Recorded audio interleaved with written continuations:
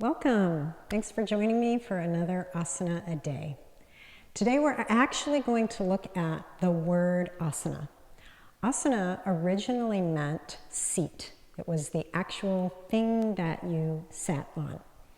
And in terms of yoga, it eventually became used for the word for the postures one sat in to do meditation or pranayama breathing practices. So there were a variety of asanas, which were different seated postures. And these days, it is now used for all the variety of physical postures we do in a yoga asana class. So it's become known for more postures than just sitting, but all kinds of moving around types of postures, different postural positions that we do with our body. So we're going to look at a seated posture that we can use for a breathing practice and a meditation. We're going to do that together. So you will want a chair and some blankets, or you could use bath towels or beach towels. If you already do practices where you sit on the floor, I'm going to briefly look at that, like how we can use some supports to sit on the floor. So you might need a yoga block, blankets, or you can have a meditation cushion, which has often been known as an asana. And then we'll look at that seated posture, and then we'll sit together and do a practice. So when we sit down, especially if we sit on the floor, we end up with our knees higher than our hips. So it's the rare person that can sit on the floor with their legs dropped all the way to the floor. If you can see here, my knees are higher than the top of my hip bones and definitely higher than my hip sockets, obviously. And so all that means is that I have to do I have to put out extra physical effort to stay upright. And so part of my body is going to be doing that while I'm engaging in meditation or pranayama. So there's not the greatest amount of ease that I could have. So I can create my seat so that I have more ease.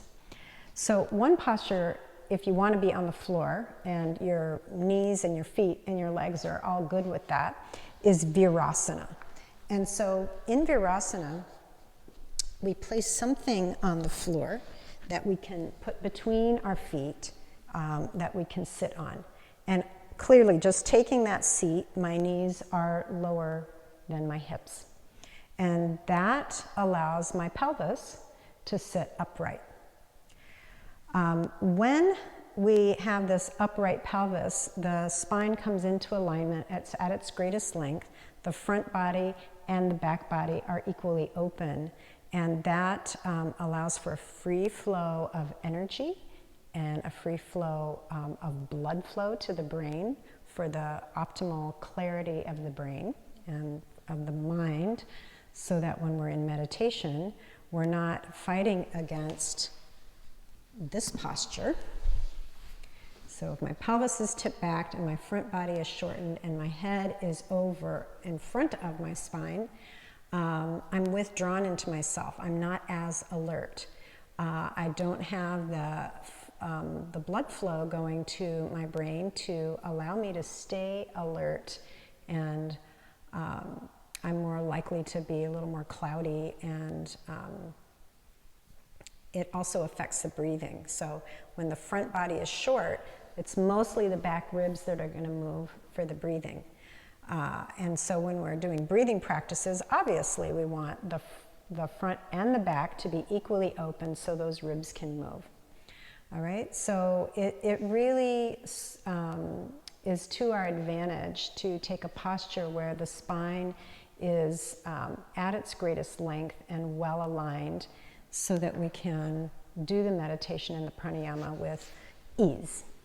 Right, so that's why I might take this Virasana, the hero posture, Vira Asana. And if your knees or your legs feel really tight, you can add a little bit of height on top of that block. And the higher you go, the more ease there is. You know, it helps, it eases up any stretch here, any kind of compression in the knees. And so my pelvis can be upright and my spine can be fully aligned, and there's a great state of muscular ease in maintaining this posture. Same thing with crossed legs. So if I was going to sit with crossed legs, and I already demonstrated that on the floor, I want my knees to drop below my hips. So whichever posture you take, so let's say you're in Padmasana, the full lotus. Probably most of us aren't going to do that. Sukhasana or Siddhasana, which is more what I'm taking right now. And I'm letting the knees drop down below the hips. The knees are well below the hip sockets and obviously below the top of the hips. What that allows is for my pelvis to be upright and my spine to be in its optimal alignment. Good, so then my front body can move, my back body can move in terms of the ribs when I'm breathing, and my head is aligned over my spine, so there's a sense of being alert and present. Okay, so I'm going to do the posture on the chair because my guess is that a lot of us are going to want to use the chair. This presents a few more problems. Practice this. Come into this posture as often as possible, and then when you're doing your meditation and your pranayama, you can sit in a chair. And when this becomes a lot of ease here for you, then you can do those practices on the floor. Okay, so on a chair, it's simply the same thing. I've created height because if I sit down in this chair, my hips are level with my knees. And for people who have longer legs than me, your knees are going to be higher than your hips. So that will facilitate that pelvis tipping back. We want our pelvis upright and the natural curves of the lumbar and cervical, thoracic and cervical spine, which happens when your hips are able to be elevated like this. My feet are underneath my knees. So notice I'm not sitting with my knees and my feet together. This will also contribute to the pelvis tipping back. So I let my knees come at least hip width apart. And for myself, I find there's just sort of this sweet spot where I just feel completely at ease when my knees are just a little bit wider.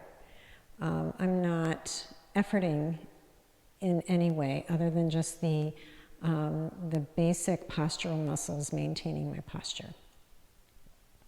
Be careful about this. Don't put the feet back behind you because that's not very stable. So have the ankles underneath the knees. And so take a moment to find this posture for yourself. Hopefully you've been doing this with me, and create a seat for yourself. Something that you can turn your attention to is your sitting bones, right? So that is those are the bones you're actually sitting on at the bottom part of your pelvis. And you can shift your weight into one sitting bone and then into the other and just kind of center yourself. And an upright posture, an upright pelvis, your weight it feels like it's forward on the sitting bone, but it's actually like in the neutral part. If I let the weight go to the back of the sitting bones, again, I'm in that slumped posture.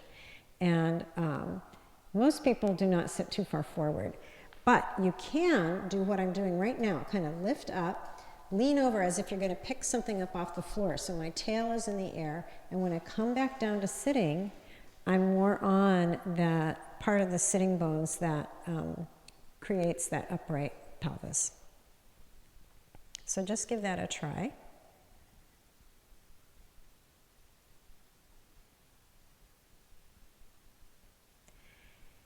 Now, if you watched my video where we looked at Tadasana, the mountain pose, you know that I had you use the corner of the door jamb to stand against so that the middle of your sacrum and the middle of the upper back between the shoulder blades and the base of the skull were aligned on that door jamb. And that gave you Tadasana. We are looking for the same thing here, Tadasana of sitting. So I'm basically standing on my sitting bones, rising up through the crown of the head. And you could let your eyes shut. There may be some things you want to open your eyes to see that I'm doing, but feel free to have your eyes shut through most of this. And right now, shutting the eyes will let you go into your felt sensation more. So feel the soles of your feet against the floor, and if you chose a posture seated on the floor, feel your shins or the sides of your feet, whatever is meeting the floor, so that you can connect to the support of the earth, that you can feel anchored, grounded.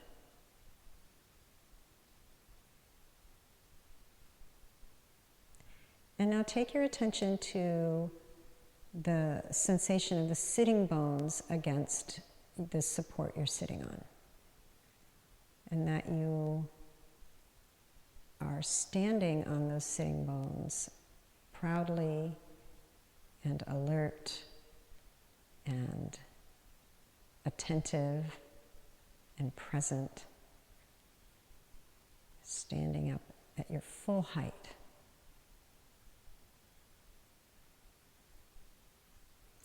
Now I like to do a little bit with the shoulders, just to relax the shoulders so that we're not holding ourselves up by our shoulders, which is not an uncommon thing for people to do. So if you let your hands drop down by your sides, and let's just do some little tiny circles of the shoulder blades going up and back and down and forward. They glide up, they squeeze together, they're moving down and apart. So I'm making these little tiny circles and then they're getting bigger. And then when you get a nice big circle, come to rest. And let's go in the other direction. Little tiny circles to start with. And then let them grow bigger, each circle spiraling out into a little bit of a bigger circle. So you get the biggest circle you can get with your shoulders, and then do one or two of those and let the arms rest. So you can feel the warmth in your upper body. You can feel the warmth in the shoulder blade area. And then we're going to draw the shoulders up towards the ears, squeeze the shoulder blades together in the back, let them glide down, and then come to neutral. And then bending at the elbows, just let your hands drop down onto your legs. And your dynamic, alert posture, your central axis, allows your rib cage to hold your shoulder girdle. So you have very little tension, if any, in your neck and your upper shoulders and back. Just take a moment here with eyes softly shut to be here. And if you don't like having your eyes shut, you can just gaze down toward the floor in front of your knees. You're not really seeing the floor, you're really gazing inward. And feel the gentle flowing movement of your breath.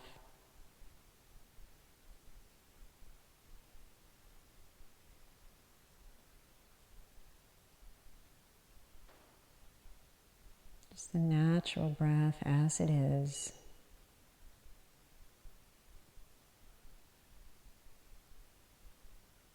And you may begin to notice that your ribs actually float upward and then come back to rest. So there's a bit of a wave-like feeling of gentle waves flowing in and out.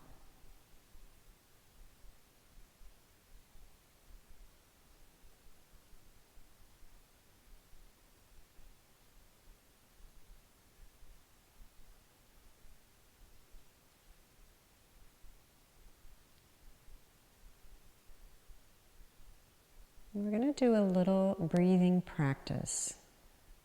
And this is really about breath awareness and beginning steps toward pranayama. So when we breathe in, and you can take a slower, more full in-breath right now, your ribs are spreading out to the sides towards the inner edges of your arms and up. This creates a bigger space in the rib cage. The breath comes pouring in. And then as you exhale, your ribs are dropping down and settling back into the resting state. The air is being pushed out. So nice slow in-breath, just within the realm of what feels comfortable to you. Slow, steady in-breath.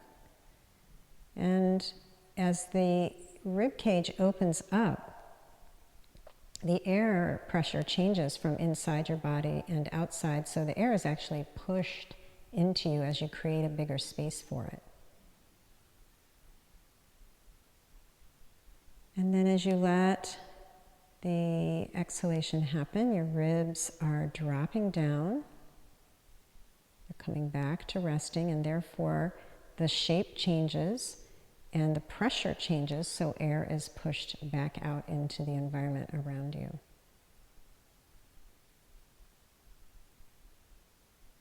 Now, if doing slow, steady breathing causes any challenge for you, it feels a little bit like a struggle, or it creates any kind of discomfort mentally or physically, just stop, do a few rounds of normal breathing, and then you can do another long, slow breath with alternating with normal breathing that you're not directing. Over time, we begin to be able to do these slower, steady breaths, but we never fight with or struggle with the breath or the nervous system. We really need to respect the information we're receiving about the experiments that we're attempting to do. That's the only way that we can really progress. Otherwise, you can end up causing problems for yourself.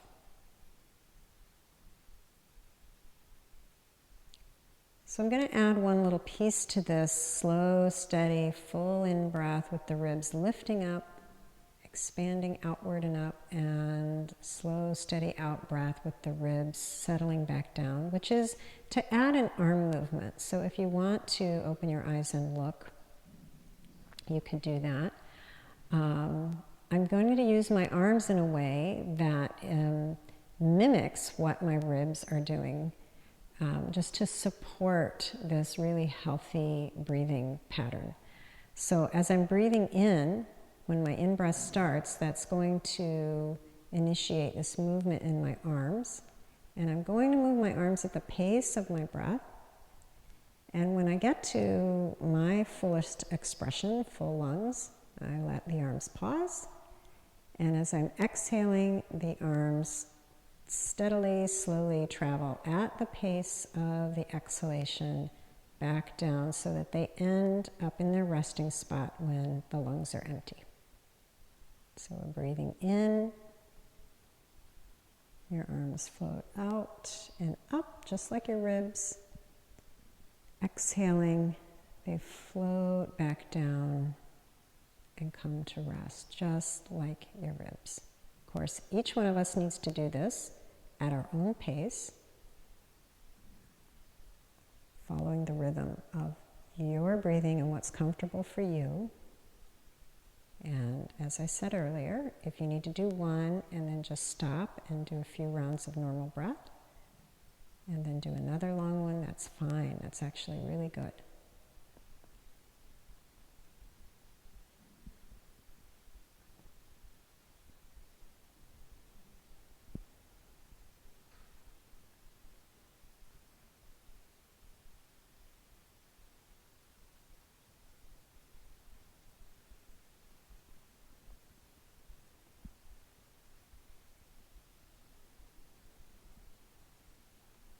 And practicing in this way with this movement can often really help people who feel like it's really difficult to just sit and watch your breathing, which is a common meditation technique.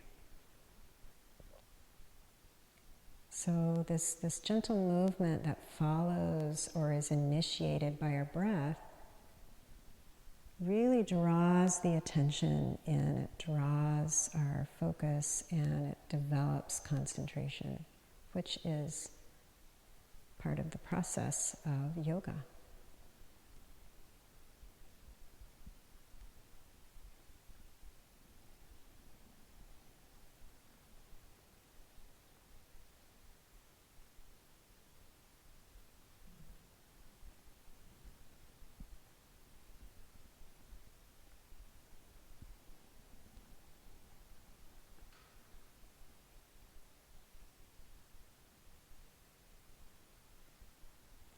And see if you can, or you could just be curious, are the in-breath and the out-breath about the same length? Is one different? Is the texture smooth, or do you find little hitches in the breath? Just be curious. You're a student of the breath. You're learning what you can.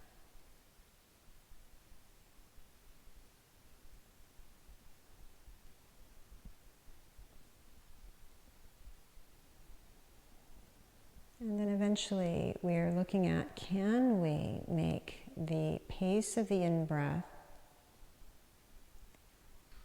and the pace of the out-breath similar so that they're about even length. It takes just about as long to do the in-breath as it does the out-breath, and vice versa.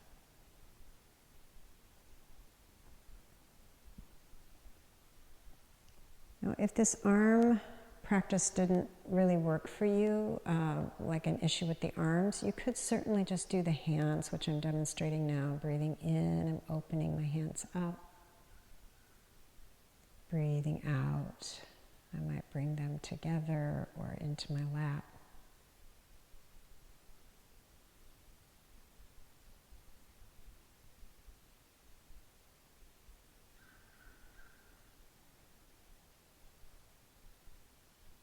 Good. Let's do one more breath. And as you're exhaling, you're going to let go of directing the breath. You'll let your hands rest in your lap. And just sit observing what happens now. What are the choices that the nervous system is making about the breathing?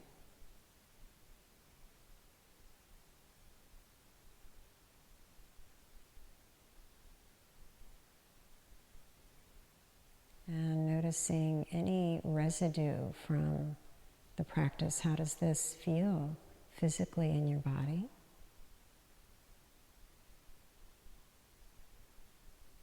And has it shifted your mental state or your emotional state?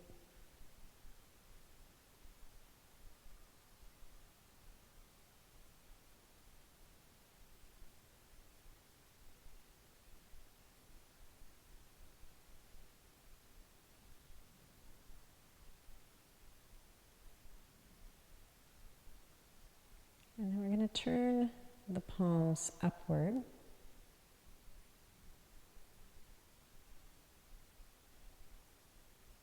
As they rest in your lap, just open and receptive.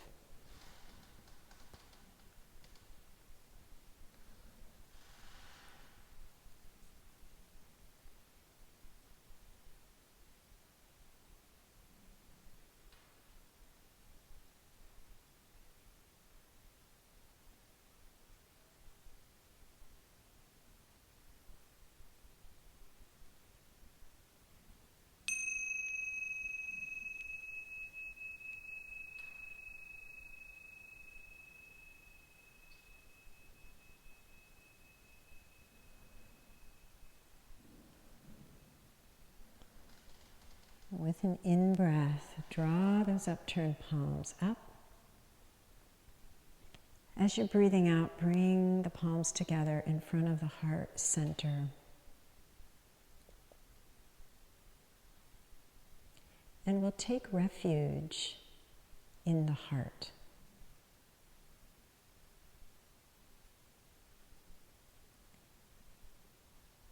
As we allow ourselves to dwell in the heart,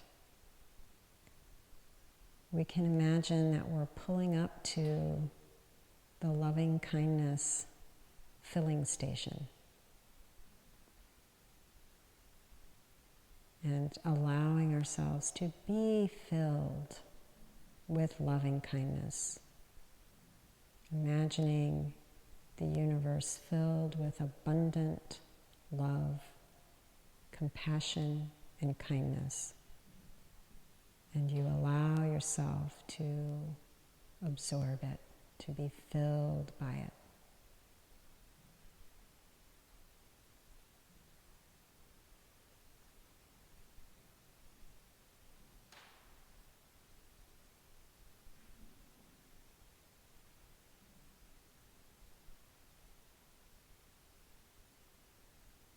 And as we become filled with loving kindness and compassion, as our well fills up, we have that available not only for ourselves, but for those we encounter throughout our day.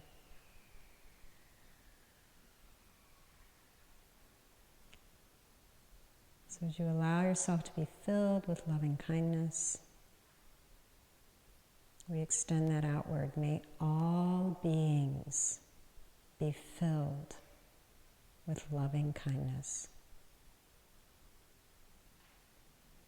May all beings be well.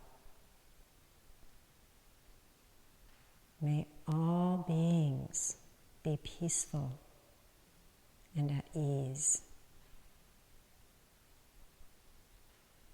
May all beings be happy.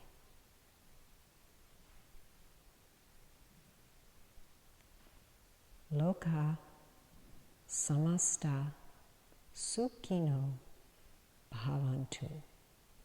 May the entire world be filled with happiness. And you can bow your head to your heart. Softly open your eyes. Release your hands. And as you bring your head back up, thank you so much for joining me today for a little asana practice. And I look forward to seeing you next time. Namaste.